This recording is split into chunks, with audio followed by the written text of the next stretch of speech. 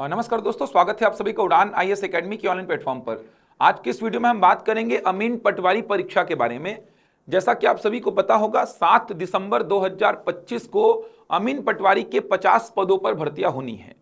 अभी जो structure available है वो 2017 का है। कहने का मतलब 2017 का अगर आप स्ट्रक्चर देखेंगे तो वो 150 प्रश्नों का है, यानी 150 अंक जो कि 3 घंटे में आपको करने होते हैं। लेकिन यह भी तय है कि व्यापम इसको 100 प्रश्नों के स्ट्रक्चर में कन्वर्ट करेगा। तो आप अभी कैसे करें? तो अभी जो 150 प्रश्नों का स्ट्रक्चर है, जो पाठ्यक्रम आपके पास है, उस पाठ्यक्रम के हिसाब से तैयारी स्टार्ट कर दीजिए। आपको वेट करने की आवश्यकता नहीं है, क्योंकि व्यापम विषय वही रखेगा जो अभी 150 में है। बस 150 में जिस विषय का वेटेज जितना होगा उसको 100 में उसी वेटेज में कन्वर्ट करेगा। तो तैयारी में भी लेट मत करिए कि व्यापम स्ट्रक्चर देगा, नया स्ट्रक्चर जो आएगा उसके बेसिस पे तैयारी करेंगे। विषय वही रहेंगे, पाठ्यक्रम वही रहेगा, बस 150 को 100 में कन्वर्ट करेगा। 150 प्रश्नों का स्ट्रक्चर आप सभी को पता होगा। एक बार मैं बता देता हूं 150 प्रश्नों का स्ट्रक्चर क्या है, कौन से विषय का वेटेज कितना है। इसके बाद मैं आज के इस वीडियो में गणित और रीजनिंग की तैयारी कैसे करनी है उस पर बात करूंगा। क्योंकि अमीन पटवारी हो गया, पटवारी हो गया, इसके अलावा आरआई का एग्जाम हो गया, मंडी इंस्पेक्टर का एग्जाम हो गया, व्यापम के जो एग्जाम्स हैं इनमें गणित और रीजनिंग का वेटेज बहुत बड़ा है। मतलब गणित और रीजनिंग को अच्छा करके ही आप इन एग्जाम्स को निकाल सकते हैं। तो गणित और रीजनिंग की तैयारी कैसे करनी है, 2017 के पेपर में किस चैप्टर से कितने प्रश्न आए थे, किन चैप्टर्स का वेटेज 2017 में ज्यादा था, जनरली किन चैप्टर्स का वेटेज व्यापम के एग्जाम में ज्यादा रहता है, मैथ्स में किन चैप्टर्स को अच्छी से तैयार करना है, कहां पे आप थोड़ा सा इग्नोर करके उन चैप्टर्स को छोड़ करके भी आगे बढ़ सकते हैं। तो गणित और रीजनिंग की तैयारी को लेकर के आज की इस वीडियो में चर्चा करेंगे। तो गणित और रीजनिंग की तैयारी किस प्रकार की जाए, 2017 के प्रश्नों का लेवल कैसा था, उन प्रश्नों को बनाना आसान था कि टफ था, बहुत सारी चर्चाएं हैं। लेकिन उससे पहले मैं आपको 150 प्रश्नों का जो स्ट्रक्चर है ये स्ट्रक्चर बताना चाहूंगा। चलिए देखते हैं जो 150 प्रश्नों का स्ट्रक्चर अपने पास में है वो 150 प्रश्नों का स्ट्रक्चर क्या है। 2017 में एग्जाम हुआ था जहां पर कुल 150 प्रश्न पूछे गए थे। 150 प्रश्न, प्रत्येक प्रश्न 1 अंक का था, मतलब 150 अंकों का पेपर था। 150 अंकों का, जिसमें अगर आप सही उत्तर टिक कर रहे हैं तो आपको 1 नंबर मिल रहा था, सही उत्तर टिक करने पर 1 नंबर मिल रहा था, और अगर आप गलत उत्तर टिक करते हैं तो आपका 0.25 माइनस हो रहा था। समय 3 घंटे का था। यह स्ट्रक्चर था 2017 का जो अमीन पटवारी हुआ था वहां पर, समय 3 घंटे का था। अब इन 150 प्रश्नों में कहां से कितने प्रश्न पूछे गए थे? तो पहला जो भाग मैं बोल सकता हूं ये कंप्यूटर का भाग था, कंप्यूटर का, जहां से कुल 20 प्रश्न पूछे गए थे, 20 प्रश्न। दूसरा भाग था हिंदी भाषा का, हिंदी भाषा, यहां से कुल 10 प्रश्न पूछे गए थे। तीसरा भाग था अंग्रेजी भाषा का, यहां से भी कुल 10 प्रश्न पूछे गए थे। चौथा भाग था गणित का, गणित से पूछे गए थे 30 प्रश्न। पांचवा भाग था सामान्य मानसिक योग्यता, जिसको बोलचाल में आप रीजनिंग बोलते हैं, यहां से पूछे गए थे 15 प्रश्न। इसके बाद भारत का सामान्य अध्ययन, भारत का सामान्य अध्ययन, इंडियन जीएस, तो इंडियन जीएस से कुल पूछे गए थे 35 प्रश्न इंडियन जीएस से। अब भारत के सामान्य अध्ययन में बहुत सारे विषय शामिल है, भारत का इतिहास, भारत का भूगोल, भारत का संविधान, भारत की अर्थव्यवस्था, सामान्य विज्ञान जिसमें फिजिक्स, केमिस्ट्री, बायो, भौतिकी, रसायन, जीव विज्ञान पढ़ना है, पर्यावरण, प्रौद्योगिकी, कला, संस्कृति, साहित्य, दर्शन, ये सब कुछ मिला जुला के 35 प्रश्नों का वेटेज था। इसके बाद छत्तीसगढ़ का सामान्य ज्ञान, तो छत्तीसगढ़ का सामान्य ज्ञान, यहां से 15 प्रश्नों का वेटेज था। छत्तीसगढ़ का सामान्य ज्ञान 15 प्रश्न। और लास्ट में जो भाग था ये था करंट अफेयर का, करंट अफेयर से थे 15 प्रश्न। ये आप देखेंगे तो ये 150 प्रश्नों का स्ट्रक्चर था 2017 में। और यही स्ट्रक्चर पटवारी 2022 में जो हुआ था एग्जाम, पटवारी 2022, राजस्व पटवारी की बात कर रहा हूं, वहां पर भी यही स्ट्रक्चर था। आरआई का जो एग्जाम हुआ था इससे पहले, मंडी इंस्पेक्टर का 2021 में जो एग्जाम हुआ था वहां पर भी यही स्ट्रक्चर था। ये 4 एग्जाम्स की जो मैं बात कर रहा हूं, जैसे आरआई की बात करूं, मंडी इंस्पेक्टर की बात करूं, पटवारी की बात करूं और अमीन पटवारी की बात करूं, इन चारों एग्जाम्स का अगर मैं आपको स्ट्रक्चर बताऊं तो यही स्ट्रक्चर है और यही पाठ्यक्रम है, एकदम सेम है। नए पाठ्यक्रम पर, नए स्ट्रक्चर पर इनमें से कोई भी एग्जाम अभी तक नहीं हुआ है। इनमें लेटेस्ट अगर देखा जाए तो पटवारी हुआ था 2022 में, अप्रैल महीने के आसपास हुआ था 2022 में।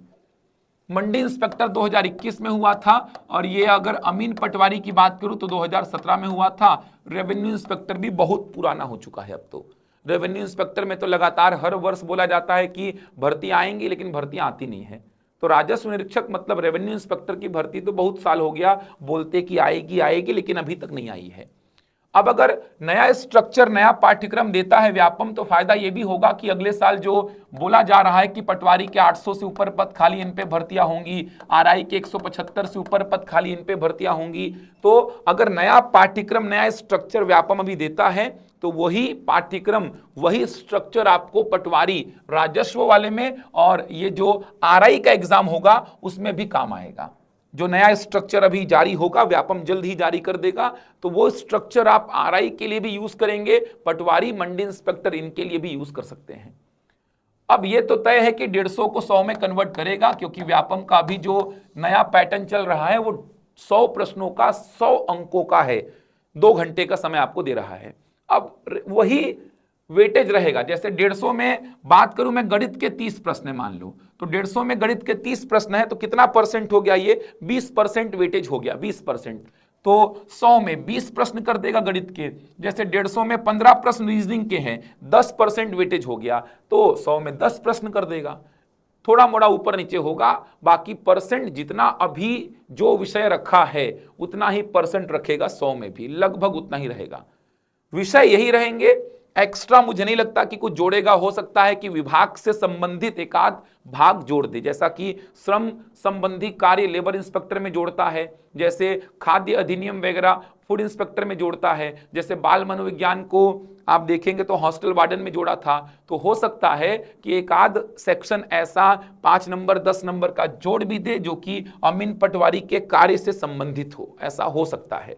संभावना कम है, संभावना यही है कि यही विषय आपको दिखाई देने वाले हैं, ये विषय तो रहेंगे ही। इसीलिए तैयारी स्टार्ट कर लीजिए, तैयारी में बिल्कुल भी पीछे मत होइए, क्योंकि 7 दिसंबर को एग्जाम है और सारे विषय आपको पढ़ने हैं, देख सकते हैं सारे विषय कवर करने हैं।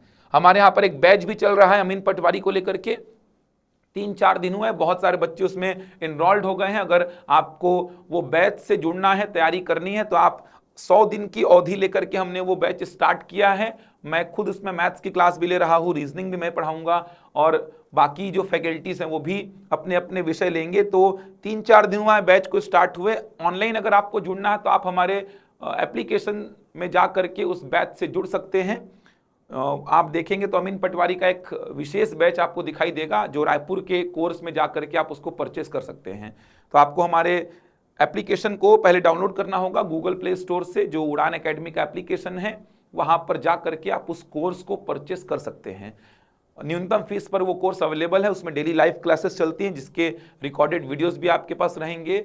और 100 दिन की अवधि को लेकर के हम अमीन पटवारी का वो बैच स्टार्ट किए थे, तो उस बैच से आप जुड़ सकते हैं अगर आप अमीन पटवारी की तैयारी करना चाहते हैं। गणित और रीजनिंग की तैयारी करना चाहते हैं आप, तो गणित और रीजनिंग का एक सेपरेट बैच आपको हमारे एप्लीकेशन में ही दिखाई देगा, जिसमें सारे कोर्सेज कंप्लीट हो चुके हैं, उसमें रिकॉर्डेड वीडियोज आपको दिखेंगे, लाइव क्लासेस उसकी पूरी हो चुकी हैं, उसमें बहुत सारे वीडियोज हैं, लेटेस्ट वीडियोज हैं मैथ्स के भी और रीजनिंग के भी। तो आप मैथ्स और रीजनिंग की तैयारी वहां पर जाकर के भी कर सकते हैं। चलिए बात करेंगे गणित विषय की। गणित में क्या क्या पढ़ना है, मैं बाकी विषयों की बात नहीं कर रहा हूं, मैं आज के इस वीडियो में केवल गणित विषय की बात करूंगा और बताऊंगा किस चैप्टर से कितने प्रश्न आए थे 2017 में। चलिए देखते हैं। ये गणित का जो आप देखेंगे सिलेबस आपको दिख जाएगा, ये इतने चैप्टर्स लिखे गए हैं गणित के। देखने में कम लग रहा है, लेकिन अभी मैं एक एक करके बताऊंगा तो बहुत सारे चैप्टर्स आपको दिखाई देंगे इसमें। देखो, और मैंने ये जो नंबरिंग की है ये 2017 में पूछे गए प्रश्न हैं, किस चैप्टर से कितने प्रश्न आए थे 2017 में, वो मैंने नंबरिंग की है। तो देखो सबसे पहले क्या लिखा है, इकाई 1 में संख्याओं के बारे में लिखा है। प्राकृतिक संख्या मतलब नेचुरल नंबर्स, पूर्ण संख्या, पूर्णांक संख्या, परिमेय संख्या, अपरिमेय संख्या, वास्तविक संख्याओं पर आधारित संक्रियाएं, मतलब पूरा नंबर सिस्टम कवर करना है। इसी में सरलीकरण को भी कवर करना है आपको।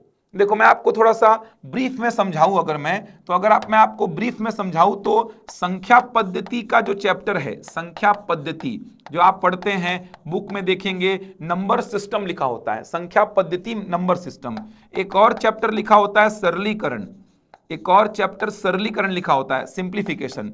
एक और चैप्टर लिखा होता है भिन्न संख्या, मतलब फ्रैक्शनल नंबर।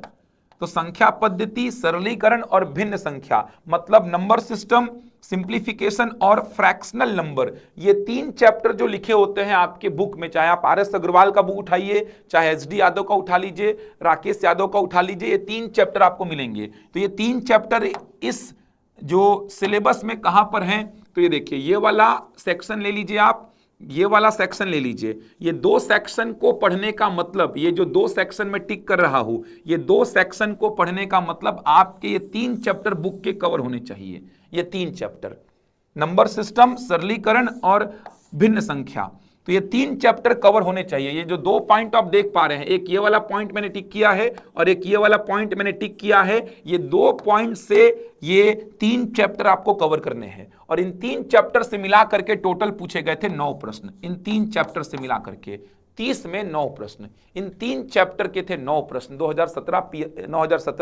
2017 अमीन पटवारी में।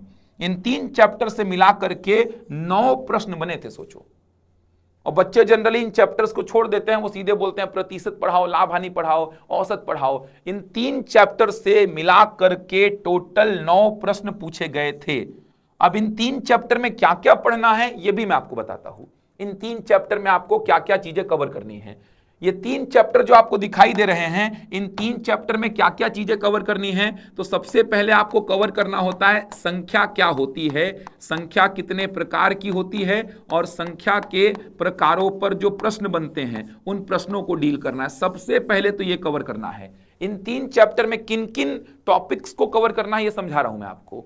तो संख्या क्या होती है, संख्या कितने प्रकार की होती है, संख्या के प्रकारों पर जो प्रश्न बनते हैं। 2022 के पटवारी में बने थे प्रश्न, देखना, दो परिमेय संख्या को गुणा करने पर क्या प्राप्त होगा।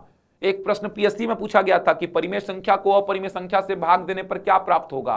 व्यापम में पूछा गया था दो पूर्णांकों को जोड़ने पर क्या मिलेगा, दो सम संख्याओं को जोड़ने पर क्या मिलेगा, दो विषम संख्याओं को गुणा करने पर क्या मिलेगा। ऐसे प्रश्न स्टेटमेंट वाले बनते हैं। निम्न में से कौन सी अभाज्य संख्या है, फूड इंस्पेक्टर में पूछा गया है। तो सारी संख्याएं कवर करेंगे इसमें, परिमेय, अपरिमेय, प्राकृत, पूर्ण, पूर्णांक, सम, विषम, अभाज्य, भाज्य, भिन्न संख्या, सब कुछ कवर करेंगे। सारी संख्याओं के बारे में जानकारी इकट्ठा करेंगे। उन पे स्टेटमेंट वाले जो प्रश्न आते हैं उन प्रश्नों को पूरा पूरा डील करना है आपको।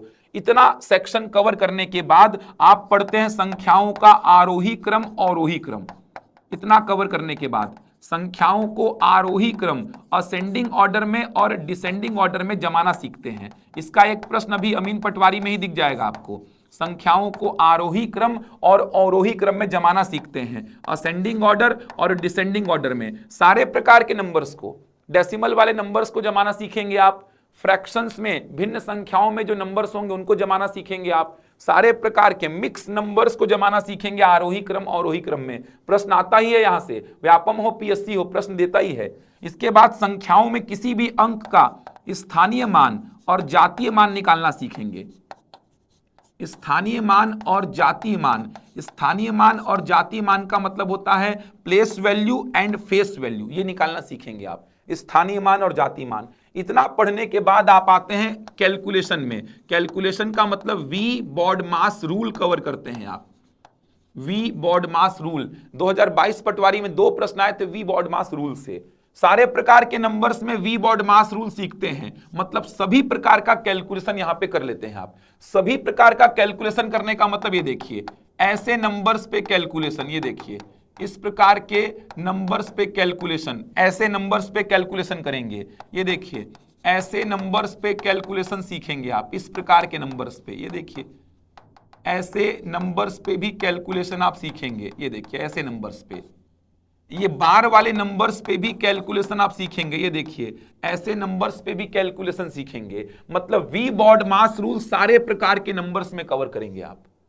इसके बाद छोटे छोटे कुछ टॉपिक्स हैं जो आपको कवर करने हैं। जैसे बात करूं मैं विभाज्यता के नियम। विभाज्यता के नियम का मतलब होता है रूल्स ऑफ डिविजिबिलिटी। प्रश्न आया है, देखना 2017 पटवारी अमीन में। इसके बाद इकाई का अंक, इकाई का अंक बोलने का मतलब यूनिट डिजिट फाइंड करना। शेषफल प्रमेय से प्रश्न आया है, 2 प्रश्न अमीन पटवारी 2017 में। शेषफल प्रमेय, रिमाइंडर थ्योरम का टॉपिक कवर करते हैं। इसके बाद आप देखेंगे तो क्रमागत तौर पर भाग देना सीखते हैं, क्रमागत तौर पर भाग देना ये सीखते हैं, क्रमागत तौर पर भाग देना। इसके बाद देखा जाए तो और क्या पढ़ते हैं, देखिए स्टेटमेंट बेस्ड बहुत सारे प्रश्न बनते हैं, स्टेटमेंट बेस्ड क्वेश्चंस बहुत सारे बनेंगे, स्टेटमेंट बेस्ड क्वेश्चन बहुत सारे बनते हैं। लैडर प्रॉब्लम करके टॉपिक्स आता है एक ठो, लैडर प्रॉब्लम, लैडर प्रॉब्लम को आप डील करते हैं। लैडर प्रॉब्लम का मतलब ऐसे प्रश्न आप देखे होंगे, देखिए इसको बोलते हैं आप लैडर प्रॉब्लम, ये देखिए ये जो चलता है इसको लैडर प्रॉब्लम बोलते हैं। स्टेटमेंट बेस्ड बहुत सारे क्वेश्चंस डील करेंगे आप इसमें। इसके बाद आप देखेंगे कुछ विविध प्रश्न, बाकी सब टॉपिक्स को मैं समाहित करके विविध प्रश्न बोल दे रहा हूं। विविध प्रश्न में बहुत सारे प्रश्न जो बचे खुचे प्रश्न है, जैसे जानवरों की संख्या वाले प्रश्न आते हैं कि कितने पैर कितने सर, इस प्रकार के प्रश्न भी देखे होंगे। 2 अंकों की संख्या वाले प्रश्न आते हैं कि 2 अंकों की संख्या का इकाई का अंक दहाई के अंक का इतना है, अंकों का योग इतना है तो संख्या बताओ। इस प्रकार के बहुत सारे प्रश्न विविध प्रश्न में शामिल हो जाएंगे। इतना सब कवर करेंगे ना, तब जाके ये 9 प्रश्न जो मैं बोल रहा हूं ना, ये आपके तैयार हो रहे हैं।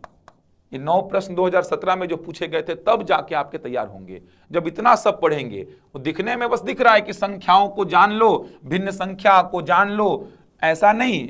ये 2 चैप्टर मतलब बुक का ये 3 चैप्टर हो गया, संख्या, सरलीकरण, भिन्न संख्या। उसमें इतने सारे टॉपिक्स कवर करेंगे तब जाके आपका कंप्लीट होगा। विविध में भी बहुत सारे वैरायटी के प्रश्न आ जाते हैं, विविध में बहुत सारे वैरायटी के प्रश्न।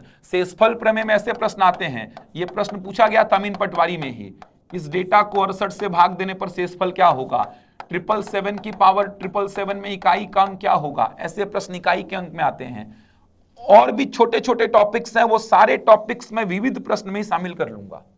इतना पढ़ेंगे तब जाके आपका ये 3 चैप्टर कंप्लीट होगा, और जो सिलेबस लिखा गया है व्यापम के द्वारा उसमें ये 2 टॉपिक्स खत्म होंगे आपके। 9 प्रश्न लेकिन पूछे गए थे यहां से, 9 प्रश्न। सोचो 30 में से 9 प्रश्न, 1/3 तो यहीं से आ गया था लगभग। इसके बाद आप आगे बढ़ेंगे तो अगला चैप्टर आपको मिलेगा ये, देखिए अगला चैप्टर आपको मिलेगा संख्याओं का वर्ग, घन, गुणनखंड, वर्गमूल, घनमूल, घातांक नियम। कहने का मतलब बुक में अगर पढ़ेंगे तो ये जो पॉइंट आपको दिखाई दे रहा है, ये जो पॉइंट आपको दिख रहा है, इस पॉइंट में 2 चैप्टर समाहित होंगे, एक वर्गमूल और घनमूल, वर्गमूल और घनमूल, और दूसरा है घातांक और करनी, घातांक और करनी। ये 2 चैप्टर आपके समाहित हो जाएंगे ये वाले पॉइंट में, ये जो पॉइंट लिखा हुआ है square root and cube root, indices and surds, ये 2 सेपरेट चैप्टर हैं। इन दोनों को कवर करेंगे तब जाके ये वाला पॉइंट जो है ये कवर होगा। यहां से 2017 अमीन पटवारी में एक प्रश्न आया था। इसके बाद सेपरेट चैप्टर्स हैं, देखिए एचसीएफ एंड एलसीएम, ये सेपरेट चैप्टर है। यहां से एक प्रश्न आया था, मतलब महत्तम समापवर्तक और लघुत्तम समापवर्त, एक प्रश्न आया था। औसत, एवरेज, यहां से 2 प्रश्न आया था। इसके बाद चाल समय दूरी, चाल समय दूरी में आप देखेंगे तो 3 चैप्टर हो जाते हैं। बुक में क्या क्या लिखा हुआ है, समय दूरी, रेलगाड़ी, नावधारा, ये 3 चैप्टर लिखे हुए बुक में। उन्हीं 3 को यहां पर एक लिख दिया है, चाल समय दूरी लिख दिया है। तो ये तीनों चैप्टर कवर करने होते हैं, समय दूरी, रेलगाड़ी, नावधारा। नावधारा से एक प्रश्न आया था, समय दूरी से एक आया था। टोटल 2 प्रश्न इस सेक्शन से आए थे, 2 प्रश्न। तो औसत सेपरेट चैप्टर है, 2 प्रश्न आए थे। चाल समय दूरी में ये 3 चैप्टर समाहित होते हैं। नावधारा से एक प्रश्न आया था और समय दूरी से एक प्रश्न आया था। तो इकाई 1 जो दिख रहा है ना, अपने आप पे सोचो कितने सारे चैप्टर समाहित करके रखा है बुक के। ये देखिए इन दोनों को मिलाओगे 3 चैप्टर, ये 2, 5 हो गए, ये 6, 7, ये समझ पा रहे हैं। वापस से देखो, ये दोनों को मिलाए तो 3 चैप्टर हो गए, ये 2 चैप्टर हैं, मतलब कितने हो गए 5, एक ये 6, एक ये 7 और 3 ये 10 चैप्टर हैं इकाई 1 में। देखने को ऐसा लग रहा है बस कि सर ये 5 टॉपिक्स हैं, 5 चैप्टर हैं, 10 चैप्टर हैं बुक के ये, तब जाके प्रश्न बनते हैं। देखो ना, इसमें घातांक के नियम पे प्रश्न आया था, लेकिन वर्गमूल घनमूल से भी प्रश्न आता है, पूर्ण वर्ग का आता है, परिमेयकरण का प्रश्न आता है वहां से प्रश्न। तो बुक में देखेंगे तो टोटल 10 चैप्टर हैं ये, मैंने बताए क्या क्या है। इसके बाद इकाई 2 में आ जाइए। इकाई 2 में, इकाई 2 को आप पढ़ेंगे तो इकाई 2 में लिखा हुआ है बीज गणित। बीज गणित के मूलभूत नियम संक्रियाएं। तो यहां पे जनरली जो एल्जेब्रिक फॉर्मूलेस हैं वो डील करने हैं आपको। जैसे ये सब फॉर्मूले जो होते हैं a+b का होल स्क्वायर, a+b का होल क्यूब, ये जितने भी फॉर्मूले आप देखे हैं इन सारे फॉर्मूलों को आपको यहाँ पे डील करना है। ये सारे फॉर्मूले डील करने हैं आपको। अब बुक में देखेंगे तो एसडी यादव के बुक में सेपरेट चैप्टर है, ये राकेश यादव में सेपरेट चैप्टर है, लेकिन आरएस अग्रवाल में क्या किया है, सरलीकरण में ही बीज गणित के फॉर्मूलों पर प्रश्न पूछ लिया है। तो आरएस अग्रवाल पढ़ेंगे तो सरलीकरण में ही बीज गणित के फॉर्मूले कवर कर दिए गए हैं, लेकिन आप अगर दूसरी बुक्स पढ़ते हैं तो ये सेपरेट चैप्टर आपको दिखाई देगा। तो जितने भी फॉर्मूले हैं, करीबन 10 फॉर्मूले डील करने हैं आपको, लगभग 10 फॉर्मूले, उन फॉर्मूलों पर प्रश्न बनते हैं यहाँ पे, और उन्हीं से रिलेट करके कभी कभी कुछ अलग टाइप के प्रश्न भी आते हैं। इसके बाद एक चर और दो चर वाले रैखिक या युगपत समीकरण, तो ये कुछ अलग नहीं है, ये तो आप समीकरणों को सॉल्व करना जो सीखते हैं वही है। इसमें अलग क्या है, बस यहां से 2022 पटवारी में 2 प्रश्न आए थे। ये जो चैप्टर है ये इंपॉर्टेंट किस पॉइंट ऑफ व्यू से है, तो ये चैप्टर इंपॉर्टेंट इस पॉइंट ऑफ व्यू से है जो बचपन में आपने सीखा है कि 2 समीकरण, जैसे मान लो ये है a1x plus b1y plus c1 equal to 0, a2x plus b2y plus c2 equal to 0। तो रैखिक समीकरण होता क्या है, लीनियर इक्वेशन होता क्या है, जिसमें जो चर राशि है, चर राशि मतलब x y z, ये सब जो होता है चर राशि बोलते हैं। चर राशि की घात अगर 1 है तो उसको रैखिक समीकरण बोलते हैं अपन। अब ये 2 चर वाले रैखिक समीकरण है, ये देखिए एक चर वाला रैखिक समीकरण, जैसे ये देखिए ये एक चर वाला रैखिक समीकरण है। रैखिक क्यों, क्योंकि चर राशि की घात 1 है, एक चर है। अब 2 चर वाले रैखिक समीकरण ऐसे दिखाई देंगे, इनको बोलेंगे 2 चर वाले रैखिक समीकरण। तो ये रैखिक या लीनियर इक्वेशन एक चर वाला है, ये रैखिक या लीनियर इक्वेशन 2 चर वाला है। तो यहां पर मेनली कैसे प्रश्न आते हैं, जैसे 2 समीकरण दे देगा, बोलेगा इन दोनों का कितना हल होगा। तो आपने बचपन में पढ़ा होगा, ग्राफ ऐसे बना तो 1 हल होगा, ग्राफ अगर ऐसे बना तो कोई हल नहीं होगा, ग्राफ अगर 1 के ऊपर 1 बना तो अनंत हल होंगे।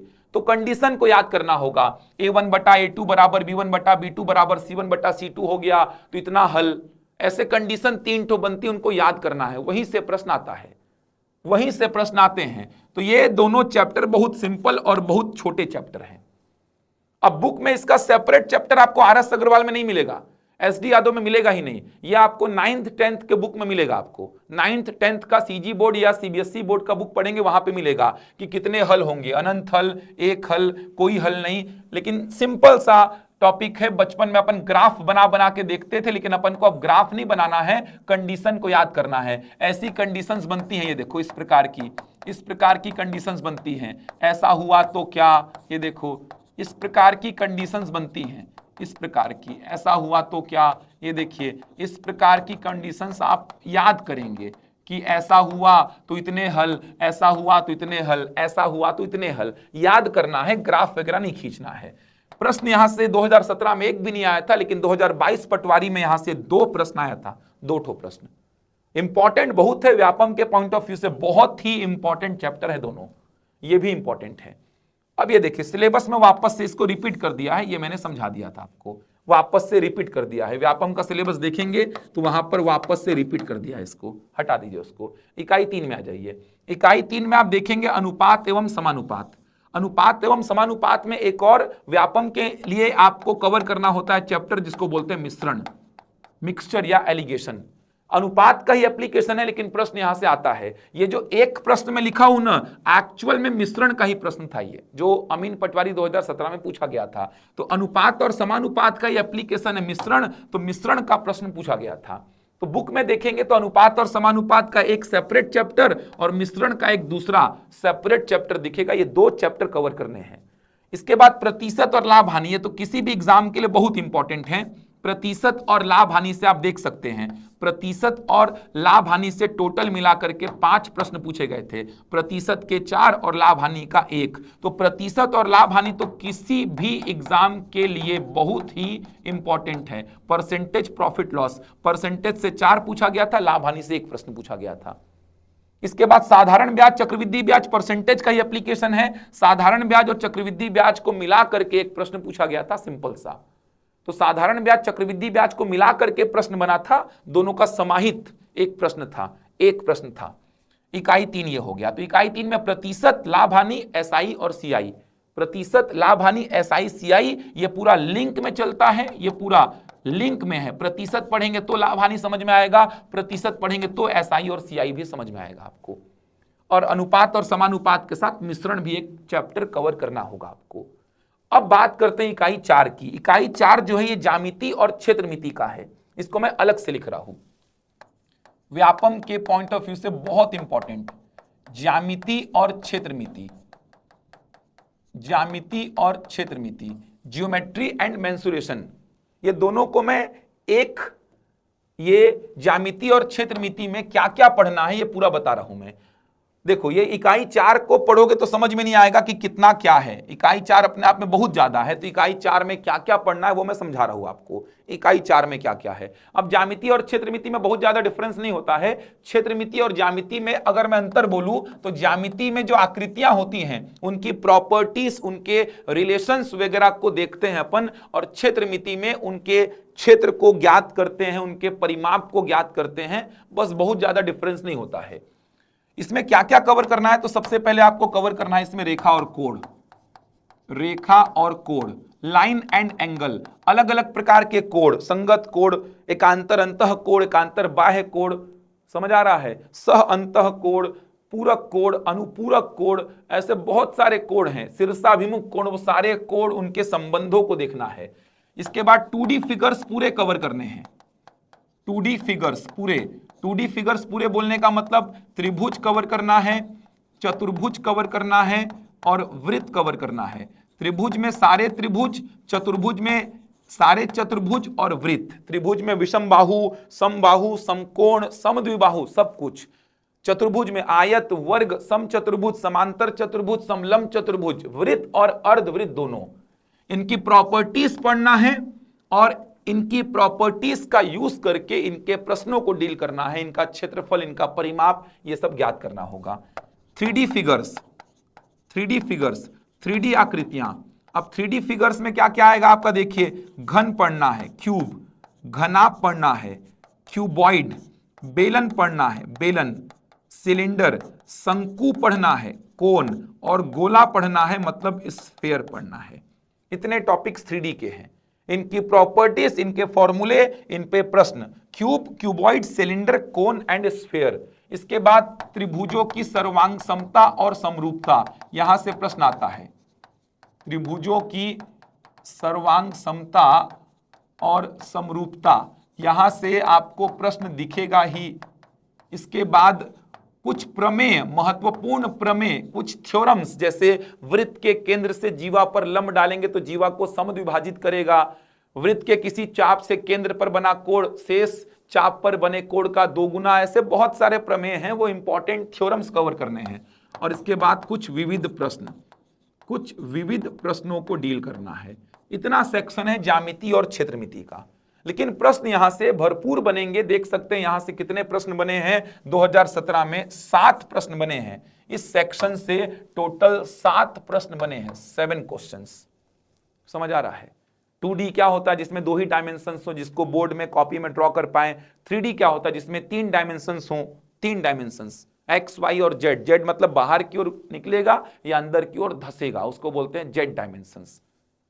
तो इतना है गणित पढ़ने को, इतना, इसके अलावा कुछ नहीं पढ़ना। एक चैप्टर और है, एज रिलेटेड प्रॉब्लम्स, आयु संबंधित प्रश्न। लिखा नहीं है लेकिन व्यापम का पसंदीदा चैप्टर है, यहां से प्रश्न व्यापम में आते हैं। एक प्रश्न आया भी था 2017 अमीन पटवारी में, लिखा नहीं है कहीं, लेकिन आसान सा चैप्टर है। प्रतिशत, अनुपात, ये सब पढ़ लेंगे तो इसको बनाने में कोई दिक्कत नहीं होती। एज रिलेटेड प्रॉब्लम्स बुक में देखेंगे तो ये एक सेपरेट चैप्टर आपको दिखाई देगा, सेपरेट चैप्टर्स, समझ आ रहा है, सेपरेट चैप्टर दिखाई देगा। एज रिलेटेड प्रॉब्लम्स, एक प्रश्न यहां से आया हुआ था, एक प्रश्न। तो इतना है गणित में पढ़ने को। मैंने समझाया कहां से कितने प्रश्न आए थे, तो सारे चैप्टर्स कवर करने हैं, क्योंकि लगभग सारे चैप्टर से प्रश्न आए थे। आप इनको छोड़ दीजिए, इधर से प्रश्न नहीं आए थे, लेकिन मैंने दूसरे एग्जाम्स की बात की, व्यापम के ही, व्यापम के दूसरे एग्जाम्स में इधर से प्रश्न आ चुके हैं। तो ये चैप्टर इंपॉर्टेंट है और कंडीशन को तो याद करना है। अमीन पटवारी में चलो नहीं आया, लेकिन पटवारी रेवेन्यू वाले में 2022 में 2 प्रश्न आए थे, यहां से एकदम 10-10 सेकंड में बनने लायक प्रश्न थे वो। इतना गणित पढ़ना है आपको, इससे ज्यादा नहीं पढ़ना है, डीआई वगैरह नहीं कवर करना है, जो pie chart, bar graph, line graph, table, ये सब कवर नहीं करना है। लेकिन ज्यामिति और क्षेत्रमिति वाला सेक्शन जो है, ये जो मैंने लिखा है, इसको कवर करना है। यहां से प्रश्न पूछे गए थे 7। एक बार मैं आपको गणित का पेपर दिखाता हूं, गणित का पेपर मैं आपको दिखाता हूं। देखिए, सिंपल सा प्रश्न था, नंबर पे बेस्ड था, नंबर पे बेस्ड मतलब जो नंबर सीखेंगे आप, सिंप्लीफिकेशन सीखेंगे, उसी पे बेस्ड है ये। जो नंबर सिस्टम सिंप्लीफिकेशन में चीजों को सीखोगे, उसी पे बेस्ड ये दोनों प्रश्न थे। इसके बाद देख सकते हैं, मैंने बोला था विभाजिता के नियम पर प्रश्न आया था। ये देखिए, विभाजिता के नियम पर प्रश्न। ये देखिए, ये रिमाइंडर थ्योरम, शेषफल प्रमेय का प्रश्न है। ये देखिए, ये लस और मस का प्रश्न है। ये तो बच्चे उत्तर याद कर लेते हैं इसका, इतना पूछ दिया इसको। इसके बाद देखेंगे नंबर का फिर से प्रश्न आ गया। ये देखिए, प्रतिशत का प्रश्न है। ये देखिए, पूरक संपूरक कोण जो मैं बोल रहा था, ज्योमेट्री वाला कोण पे बेस्ड प्रश्न आ गया। इसके बाद आगे बढ़ेंगे आप तो और देखेंगे, ये देखिए ज्योमेट्री में इंसुलेशन वाले सेक्शन से आ गया। ये देखिए, ये लाभ हानि का प्रश्न है। ये साधारण ब्याज और चक्रवृद्धि ब्याज को मिला करके सिंपल सा एक प्रश्न पूछा था। आगे बढ़ेंगे तो देखिए, शेषफल प्रमेय का प्रश्न है। ये देखिए, मिश्रण के जिस प्रश्न की बात कर रहा था मैं, वो प्रश्न है ये। इसके बाद आगे बढ़ेंगे तो प्रतिशत का प्रश्न फिर से आ गया। आगे बढ़ेंगे तो आपको मिलेगा, ये देखिए, ये फिर से प्रतिशत का प्रश्न, ये संख्या का प्रश्न आ गया, फिर से ये संख्या का प्रश्न आ गया। आगे बढ़ेंगे तो ये फिर से ज्यामिति और क्षेत्रमिति का आ गया, समय दूरी का प्रश्न आ गया। तो जो चैप्टर मैंने बताए उन्हीं चैप्टर से पूछा गया। ये देखिए, फिर से ज्यामिति का प्रश्न आ गया। ये फिर से एज रिलेटेड प्रॉब्लम्स जिसकी मैं बात कर रहा था, ये आ गया। ये फिर से ज्यामिति और क्षेत्रमिति का एक प्रश्न दिख रहा है। ये देखिए, जो बेसिक पढ़ेंगे आप सिंप्लीफिकेशन, उसका एक प्रश्न है। ये प्रतिशत का प्रश्न है। ये नाव धारा जिसकी बात कर रहा था मैं। आगे बढ़ेंगे तो ये कुछ प्रश्न और दिखेंगे आपको। ये घातांक और करणी का, बोला था घातांक के नियम पर आधारित। ये फिर से ज्यामिति और क्षेत्रमिति में कवर कर लेंगे इसको। फिर से देखिए, ज्यामिति और क्षेत्रमिति का, ये प्रतिशत का और ये औसत का। तो वही सब चैप्टर्स हैं जो आपके सिलेबस में लिखे गए हैं। देख सकते हैं, पेपर का स्क्रीनशॉट अगर लेना चाहे तो ले सकते हैं आप लोग।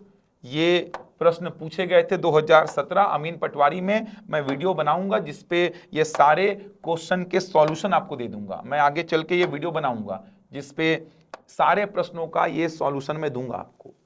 ये पूरे 30 के 30 प्रश्नों का एक्सप्लेनेशन बहुत शानदार तरीके से दूंगा।